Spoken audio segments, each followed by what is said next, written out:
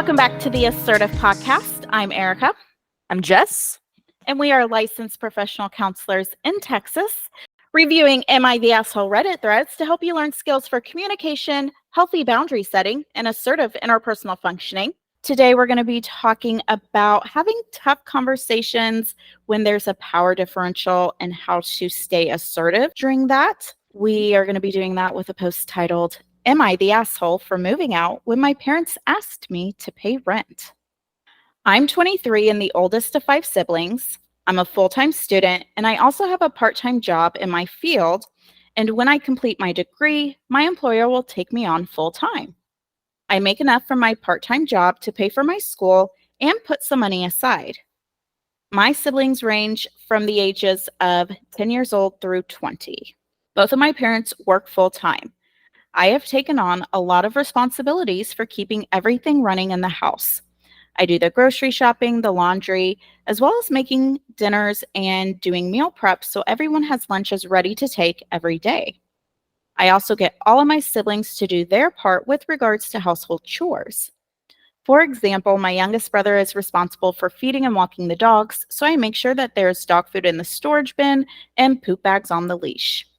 My dad works very long hours, and my mom works 9 to 5, but at a very hard job. Over Christmas, I had a chance to buy a PS5 for myself, so I did. The rest of my family is still using a shared PS4. I keep mine in my room, and I do not share. My parents started fielding complaints from my oldest brother about how I made so much money and I don't share the things I buy for myself. Totally true, I don't. So they had a talk with me where they brought this up.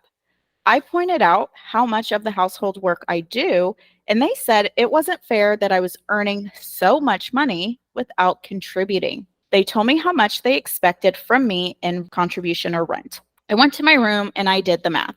If I gave them what they wanted, I would have about $800 a month left over for myself.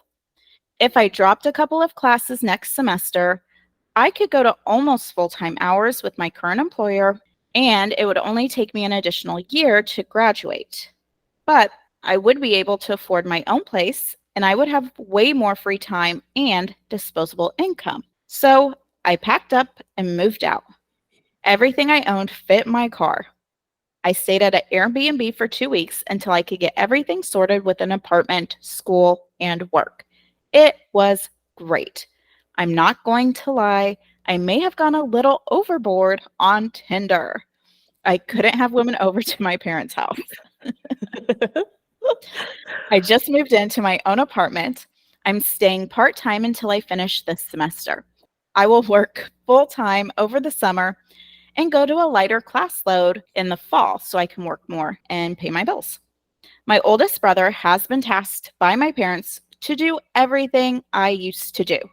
His chores have been split up with the other 3. They are all pissed at me for moving out. My parents are upset that I left them in the lurch. My siblings are mad that they all have more chores. My older brother is especially salty because he has no free time to see his girlfriend, and she isn't allowed in the house when my parents aren't home. As for me, I'm enjoying my free time.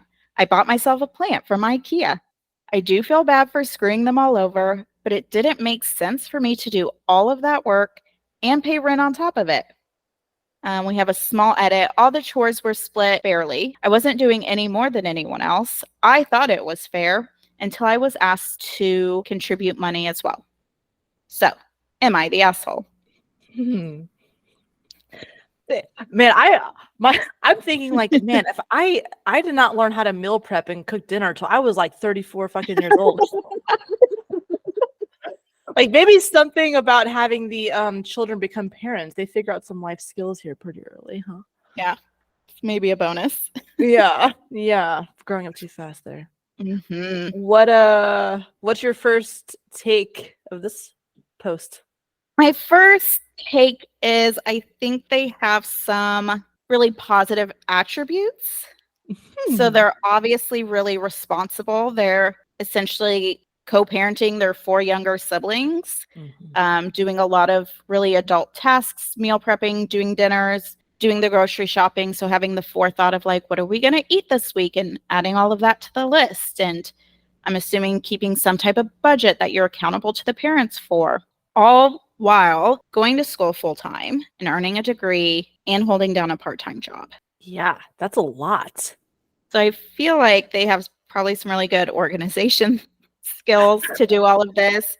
Yeah. Hopefully some compartmentalizing skills to kind of keep domains separated when they need to be. So if kids are losing their shit that week, they can still go to work and function, or they can still go to school and take that test without being stressed. I think they did a good job with kind of pre-planning. So parents asked to pay rent, and they didn't make an impulsive decision in the moment right then. They stopped and looked at a budget and kind of created a budget for both scenarios to see what that would look like. They took a step further and said, if I need to make this much, how do I get this money? Well, I need to drop some classes. How is that going to affect my graduation date? So they're seeing kind of the domino effect one decision has on the other, which I think sometimes at 23, we don't always get that. True. But that's also probably a side effect of being in a very responsible co-parent role as an oldest child. And we call it kind of a parentalized child. So all of that is probably some side effects of that. But I think it did help them here. Yeah, definitely. I'm almost like, you know, the company you and I worked for, turnover is an issue. And I'm almost thinking of like in a department, it's all the parents or managers and like, okay, we're short staffed, everybody. So we got to split up these roles, but there's no opportunity to like hire somebody else. So they're like, oh my God, now our whole department's operating at like the slower capacity, but no responsibility is getting offloaded. Everybody's just kind of overworked is what it sounds like. Yeah, absolutely. Yeah. Kind of sounds like that a little bit. Yeah, they seem like they have clear delineation of responsibility in the household, if nothing else. I'm just tickled at how just excited this person is about adulting. I'm like, that is like, I don't want to, maybe they'll maintain that, but I'm also being like, you give that 6 months, like that IKEA plan's not going to be as satisfying as it is right now.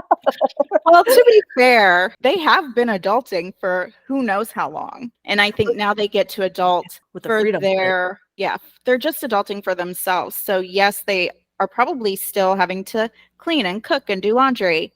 And now they're paying bills, which they were paying bills. They were paying like their tuition and managing that pretty large expense. But now they've like offloaded this huge responsibility of 4 siblings and kind of managing, I assume that's an assumption, kind of managing mom and dad's moods. And like, I talked to mom on the way home. She sounded kind of bitchy. You guys better like get your shit picked up out of the living room before she gets home, or like we're all going to hear it.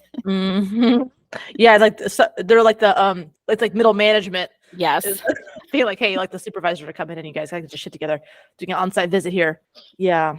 And I think the thing that stuck out to me is that was somewhat impulsive was the need to get a 2-week Airbnb to bridge the transition. If that was like I'm gonna treat myself to like a staycation to celebrate adulting, I think that's how it got applied, you know, hitting Tinder hard, enjoying their freedoms and whatnot. I don't think that there was an immediate crisis. You know, even if you paid parents half rent, just out of principle to stay 2 more weeks, I think that added a little bit of extra layer of like disruption and showed some like maybe impulsivity to kind of detach a bit. Yeah, but I love the enthusiasm. I was talking to a client about just the concept of generosity, and they were struggling with wanting to you know, if I make something special to eat, I don't want to always share it because other people don't appreciate it, right? And so we talked about like generosity doesn't mean that you don't have things for yourself, you know. So I was saying to this client, I bet if you went and walked into your mother-in-law's closet and took her clothes, she'd be upset with you. She might share her food with you generously, but I think it's like a guilt trip that like especially large families can use, that like there's an idea that everything is communal. You know, we're like, if I watch my dogs, like one of my dogs has a certain toy that he likes and he goes and hides it because it's his. And then my one dog has another place that she wants to sleep. It's like, that's her spot. Like, you know, so I think like there's this natural need to have things that are your own. And so I think to say, well, you can afford a PS5 and you not sharing it is selfishness. I don't think that's appropriate either, because you're allowed to have your own things too, even in the community. We didn't necessarily talk about this in the intro, but I'm hearing a lot of entitlement from the second born, Yeah. where he is feeling very entitled to things that the firstborn has and got all on their own. It's not like the parents gifted the oldest the PS5 for Christmas. This was like a self gift that they bought for themselves. And so Yes. you feeling you have the right to somebody else's shit, that's entitlement. I totally agree with that. That's a really good point of because you have this, it's mine too. Yes. I do. And that's not how that, especially in sibling dynamics, I could see maybe in a marriage where things are typically more communal, like you bought this and it's in the living room, I'm going to play your PS5 too. Or let's play together and it can be some of our quality time. But with siblings, there is, I think, more motivation to have the individualized things, whether that's individual time with parents or just individualized items. Yeah, and I think with like marriage, it's a pooling of resources, Yes. right? But if each person had their own bank account and one spouse bought a PS5, it would be shitty for the other person to like usurp that, right? If it was like that their thing, and yeah. So I'm just delighted at how just enthusiastic he is about just like doing the most basic adulting things. Yes. It's pretty like I said he. I'm assuming I don't know the pronouns, so I'll just make an assumption there. But how like tickled he is with just the simple things of adulting. Mm-hmm. What would you say are maybe some like opportunities for improvement in how he responded to this?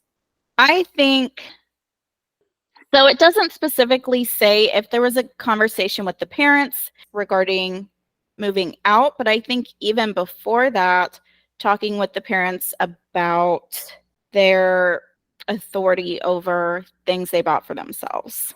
Mm-hmm. And so I think we had some opportunities maybe to dissolve this or potentially have some different types of compromise. And I think they were pretty impulsive in just packing everything up, putting it in their car, and going to an Airbnb. Because we're kind of assuming that's why they were in an Airbnb for 2 weeks, is that they just kind of impulsively picked up all their shit and left. Yeah. So that's what I would say. We need to have that conversation. So as you were sharing, I was thinking through, it sounds like once the parents became aware of, I don't know if they didn't know how much money the author was making, they also had that flavor, which I'm sure obviously the parents that set the tone of, hey, you have this, now this is also ours. Yes, the entitlement of the parents to their money when Yeah. the oldest kid isn't asking them really for anything except roof over their head, and they're actively contributing to the household. And so I would feel, I can't even like think of a good emotion word. I'd be salty as fuck if I was sitting here working my ass off, taking care of these little kids I didn't ask for, that y'all just kept having. Yeah. This isn't like my like nuclear family, right? Yeah. This is my family And of you origin. like are in here all butthurt because I need to now contribute financially on top of everything else I do. Yeah. Like if we're that poor, say we're that poor. Well, like the 20-year-old isn't like they're making money, but they're not Yeah. being asked to pay rent. Correct. So it's like they're only asking for it because they have it. Yes.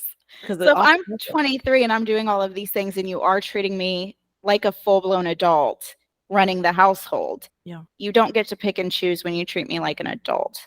Either you need me to contribute because me having my own money and buying myself things requires you to actually handle these conflicts that arise between siblings, and you just don't want to do that. Yeah. Or we're just really poor and we need more money. If they were upfront of like, hey, this is not ideal, we're in dire straits, like it would really help our household if you were able to contribute financially to help us like split the load of 7 people living in a house. Correct.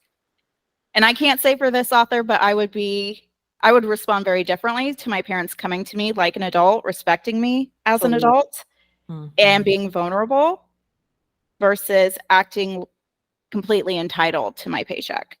Yeah, it's come to our attention that you have this thing, and like now that thing is ours. That's basically what they're saying there. But parents started fielding complaints from my oldest brother. Yeah. So like the parents definitely could have done better at how they. There's obviously the value system in the family and stuff. I think a lot of even just the way that they're functioning, these conversations are never going to happen in this dynamic. You know, unfortunately, or I mean, who knows, maybe they could. I would speculate not, right? Yes. But the parents could have said, hey, as opposed to framing it as entitled, of like, this is a need that we have in the family. If you're willing to do this, that would really be helpful. That would be better. Yeah. Well, I think to that point, one way that I see the dysfunction of this particular family in the post is that everybody is mad at the author. Yeah. Scapegoat. They did not create the problem. The parents created the system where the kids run the household, and I'm all for kids doing chores. I think it teaches responsibility. If you're giving them an allowance, it teaches them some financial responsibility as well. Yeah. So I'm not like shitting on parents who give their kids chores. Please do it. And like, where are you guys at? You guys come in after a long day of work, heat up your dinner, sit down, and then do what? Right? And so the fact that the kids aren't actually mad at the parents, even though the parents created the system, probably tells me they know, well, parents aren't going to change, or parents aren't really around enough for us to have any emotions with them. Who's taking care of our like emotional needs? Well, the oldest. So we're mad at them. They probably also feel the little ones probably feel a bit neglected. The little abandonment coming out. I was thinking that too, of like, oh my gosh, our third parent who's actually participating with us isn't here anymore. Yeah, the one who makes our dinners and packs our lunches and knows what we like. Who's going to do all this for us now? It probably feels really scary for them. So, of course, all of the emotions get directed at the oldest when really the parents created the system and they're not getting any of it. I totally agree. It's like misdirection of like a scapegoat a bit. Yeah. And yeah, it sounds like the Airbnb, like that probably sounded kind of abrupt, that whole plan. I guess if we're to frame this in terms of like running a department at work, I think a warm handoff is considerate. And I think that there could have been improvements of, these are my observations, this is my plan, this is my transition timeline. Because if, I mean, yeah, it took me till I was 34 to meal prep. If I had to like abruptly spontaneously know how to do that, that would feel chaotic. And I think if the author would have been a little bit more maybe considerate, not that they have to do that, but I think if we're talking about best practices, being assertive and like being responsible, best practices would have been, this is my plan. I'm moving out in 2 weeks. During that time, I'm going to get people up to speed so you guys can adjust to this transition going on. Yeah. And that was like a little bit immature and probably a little inconsiderate as well. Good for them for getting their own needs met. It sounds like it was a bit of an adventure. That's exciting. And also could have slowed the roll by 2 weeks to make this less of an eject out of a situation. There's a lot of escapism going on there. I think that. Yeah. And I think if we do this in jobs, like this is your family. If you do it to a job, chances are you run into them very slim. Unless you're in like a really small industry. Yeah. Right. This is your family. You're probably going to still see them. You want to see them. Yeah. Having everybody mad at you because you hit the fuck it button. Yeah. And just dipped. Not going to be too good for the system. I agree. Yeah. And especially, they say in business, like it's nothing personal. Like, well, this is not that, right? Like it's just business. This is not just business. But and maybe it did feel quite transactional. And maybe if it felt like a business, maybe it felt like, I don't owe these people. I mean, who knows? I don't know. But I think that was just a little bit of like, this is no 2 weeks notice. This is just kind of like, fuck everybody. I'm out and I'm having the time of my life with my women and my IKEA plants. Probably a great time. Those are two elements of a really good time, no doubt. But, yeah.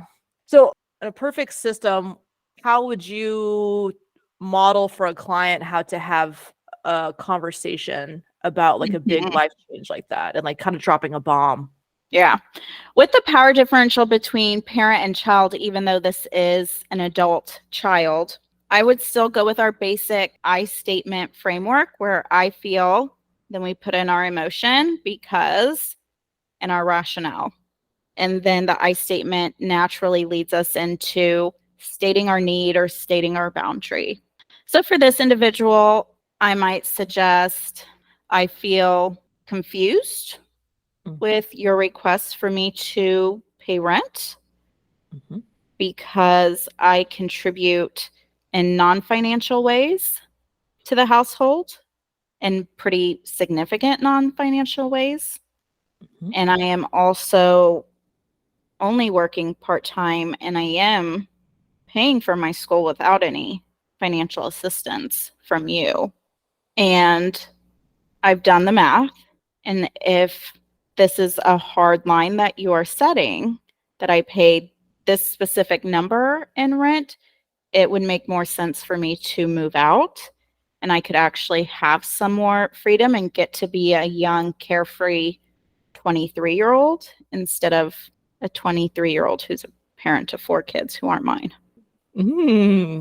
Very good. If I was a parent, I'd be like, what a mature and responsible 23-year-old I have here in front of me. Yeah, that was well said. Yeah. So kind of letting him know, like, I think a lot of times parents underestimate their kids. And so they do think their kids are being impulsive. So if you say, like, I did the math, this just does not make sense financially for me. It doesn't make sense, like, emotionally, doesn't make sense for, like, the mental load I'm having to carry to do all of this, plus my own life. So if I'm going to have to pay rent, I think I'd rather pay rent and have my freedom. I'm imagining a situation. So you have like a 23-year-old roommate that pays you rent and then also takes care of you. That sounds pretty awesome. Like they got a good situation up in there. Like no wonder they tried. They tried. They're like, damn it, we got so close. We thought he'd go for it for sure. He got us. Because I got the 20-year-old at home. But I think, that's just, I think, like a lot to expect. Or the reverse, I think you could opt to pay rent and negotiate out of all of the household responsibilities. So that might sound like, I understand why you think I need to pay rent because it seems like I'm making a significant amount of money because I saved up and bought a PS5. And I am not opposed to paying rent. However, paying rent and running the household does not seem to be equitable. So if I pay rent, I would expect some of these other duties to go away, because if I were paying rent elsewhere, I would just need to be taking care of myself. So I'm happy to pay rent, but that would also mean I only take care of myself. Unless I wanted to help somebody else out, I would get to choose. Totally. I think that's perfectly reasonable. And I think, especially if you had grown up in this system, that probably would not even occur to you to like have other options available, because you're just like, oh, this is what human beings do. So really, it could have been 3 options. They could have said, hey, rent's not really appropriate given how much I contribute, or they can say, I can pay rent, but I won't contribute in these other ways, or hey, this doesn't make sense for me. I'm moving out in 2 weeks, just to give you a heads up. Yep. Would have been 3 other ways of approaching this situation. One thing I thought was respectable was their willingness to delay their graduation timeline by a year, because that does show long-term consequential thinking. Yeah. Which is, when you compare that to the 2 week of Airbnb hitting a fast, like we're like, that's what it is to be 23, right? You're like this weird mix of like this adolescent brain that's coming into like adulthood. Like these are the decisions that you're making. Within 2 days, you can have both of those 2 things like occur. I think that's just like as an observer, I'm like, I just love that was like both occurring at the same time, because I think that what it could also happen if they're inclined to impulsivity is to, I think they could have set themselves up for disaster, Yeah. And I think by being willing to like be flexible and compromise like within their own self, help them be successful in that. Another thing I'm a little curious on about the jumping to moving out so quickly would be, one, are we worried we're going to like lose our nerve? So it's like now or never type of situation. 2, potentially when parents are asking for rent. So if they want the payment now, is it really going to make sense for me to pay a month and then in 2 weeks go pay somebody else first month deposit? Airbnb has got to be way more than parents would ask for rent, I'm guessing. One would hope. One would hope. Yeah. Or parents are not asking for some like ridiculous amount. Yeah. But some are cheap depending on, like if it's just you maybe just are getting like a little studio for 2 weeks. It's true. Like an extra room, even like the house, and you have your own privacy there. Yeah. So there could have been some other factors that maybe prompted the impulsivity. My guess is it may be a combination of some outside factors and the fact that they're 23 and their brain isn't fully developed. Could be. Maybe they just made this decision. It felt really exciting, and I just couldn't freaking wait. I just had to make it happen. Yeah. Who knows? And I mean, 23 years old. all different styles of parenting, but they seem to have developed a pretty functional adult, whatever their parenting style was. At the end of the day, this person's able to manage a lot, obviously some opportunities for communication, but this is like a really high functioning person considering for how young they are. It's pretty impressive. Your face is like, I fully disagree with you.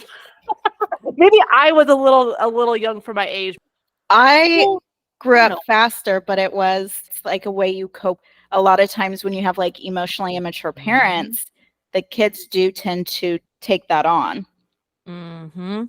And so I remember I was at the bank with my niece setting up her bank account, and two little girls walked in. They were pretty close in age, each had a baby doll. One little girl just looked a whole mess. Her hair was messy, her clothes were messy, her doll, she was like holding it by the hair. Doll Like was a freaking reflective mess. of herself. The other little girl was like calm, quiet, very ladylike. Her doll was in like perfect condition. She held it like a baby.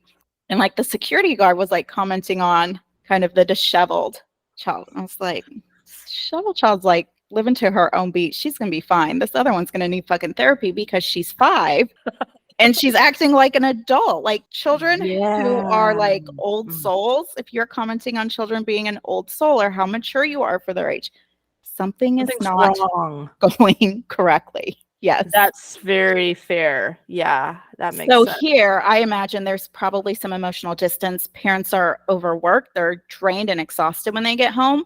Emotional needs aren't necessarily being met. The kids, in turn, take care of themselves and learn to tend to their own emotional needs. Mm-hmm. The emotionally immature parents we referenced in the earlier post there. Yeah. Yeah. So yeah, maybe they get the credit, but I don't think we should maybe be giving it to them with, that's like fair. a kudos. Like they don't get a gold star there. They don't get a gold star. Yes, I think that I am impressed with the 23-year-old's ability to like interact with an adult world. Yes. But yeah, that could also be reflective of dysfunction. That's a really good point there too. Mm-hmm. Yeah, and I wonder if too. I can imagine. Like I'm like whenever somebody's telling me a story, I'm always like visualizing it, like I'm a fly on the wall. So imagine this 23-year-old on like their desk. It's late at night with like, this little desk lamp, and they're crunching the numbers. This light bulb goes off, and they're like, "Oh shit, I can go do whatever I want." And it's like boom, like tomorrow I'm moving out. I'm getting on Tinder. Like they really. I wonder if like it was this moment of recognition of like, oh my god, this did not occur to me to explore this. And I have a whole new world in front of me. Because I bet if the parents hadn't asked for rent, they obviously, they wouldn't have a reason to like explore that. And I bet it felt like really exciting to realize that was available to them. Yeah. Well, it probably would have happened more, I don't want to say like naturally, but it would have been planned out. They graduate, they go full time, and they're like, well, the next natural step in life would be to move out. I don't need to save money for school and live at home anymore. And so parents would have probably thought about that, planned for that, prepped the other kids for that. Whereas they kind of jumped the gun here, asked for rent, which accelerated the timeline that this happened. That was like a catalyst that I think escalated. Yeah, that's a good point. And even, another option, if you're being truly impulsive, could have been like, I'm just going to take out a loan, graduate in the same amount of time. I'll be making twice as much money. Yeah. I mean, I don't know if the volume, but it could have, I think maybe even inviting parental like wisdom into some of that transition could have been helpful too. And it sounds like it's gone decently well, but like you don't know what you don't know, especially at that age. And I think they'll learn by fire. It sounds like that's been kind of the modality in the household to this point anyway. So they're probably pretty comfortable with that. But I think that's a really big transition to fly in kind of off the seat of your pants too. Yeah. That's a good point. Especially if dropping their classes only extended school by a year, chances are they only would have had like one semester to take out loans for. So that probably wouldn't have felt super overwhelming to pay back either. But yeah, especially they stuck to their value set of like, I want to graduate with no loans. And so in order to meet that value set or goal, they delayed graduation. So that's impressive. They have a lot going for them. I know. And like, who doesn't? Yeah, IKEA, man. I went to get my first apartment, went to get furnished at IKEA. It was just like making it rain. I just felt like I had my shit together. I got like my first credit card. I think my parents were like, "Oh, what do you do with that credit card?" Oh, but I was like, I don't know. I don't need this comforter, but like, I'm at IKEA, so yeah, that feels good to have like your own space. It's Yeah. exciting time. Yeah, the department's short-staffed. They're going to be crunched for a little bit, so either somebody needs to get offboarded. Yeah, they need to like reallocate priorities probably a little bit too in the house. So I think there are a few assholes here. Overall, I think the parents are assholes. Yeah. I think they are expecting maybe a bit too much from their kids. And like your 23-year-old is feeling some freedom from being able to go on dates and buy an IKEA plant at 23. Yeah. Like you're kind of robbing their childhood by having them take on so much responsibility. I think that could be toned down a little bit. And I mean, you're going to have to adult forever. Right. Like once you're there, you can't go back. Oh my God, that's like so. As you're saying that, I'm like Thug's existential dread of like, oh, it's true. Never like, forward. Paying bills like every month for the rest of your life, right? Like, allow them to have a bit of youth and childhood and then that freedom. Yeah. And naturally work in the skill set that teaches them that responsibility, but don't allow that to monopolize their youth. Yeah, they're kids. They're not your servants. Correct. Yeah. Yeah. So I'm giving parents designation as assholes here. The other like huge asshole in this post to me is the 20-year-old brother. I totally agree. Who, because he could not share a PS4 with the other 3 siblings, now all of a sudden is doing everything the 23-year-old.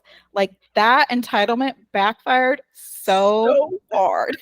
It's like if you just would have kept things to yourself, you would have had your primary chore doer here. Like you just broke down the whole system with your complaints. Yeah, now you have no time for your life or your girlfriend or anything else. And you still don't have that PS5. That's so true. He's still sharing. Yeah, stop. Well, he probably doesn't have time to do it. Right. The 20-year-old could have also talked to his brother about it. He's asking for the parents to intervene, but they're both adults. That's true. They could have like cooperated as opposed to being like, he told me I can't have it. Tell him to give it to me. It's like, what the hell? Like, you guys are grown-ass people. That's so weird. Yeah.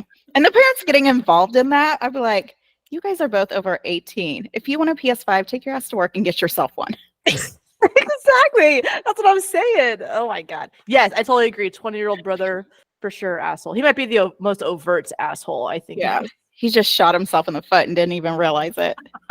He played himself. Yeah. OP, I think, is slightly assholey for like the impulsivity. There could have been some other rationales behind that.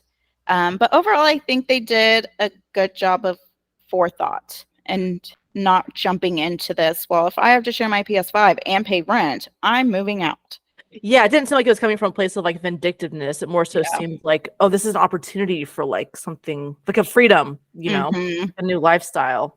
Yeah. That's how I kind of framed the reaction to it. Yeah, totally agree. So summarize for us what we learned through assertive communication and compromises and all that. We can potentially solve problems earlier in the process if we can have assertive conversations about the problem. And we're using the same I statement framework, I feel, emotion word, because situation, that's relating to the emotion. The I statements naturally lead you in conversation to then state either your needs or to set your boundaries. Yeah. And it doesn't make them feel attacked when you're keeping the focus on your thoughts, feelings, needs. So they're going to be more open to engaging in that conversation with you. Yeah. Entitlement is when we feel we have the right to something that belongs to someone else. It's a thought error and makes you an asshole, huh?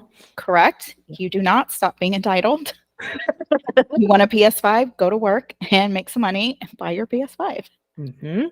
Totally agree. Totally agree. So,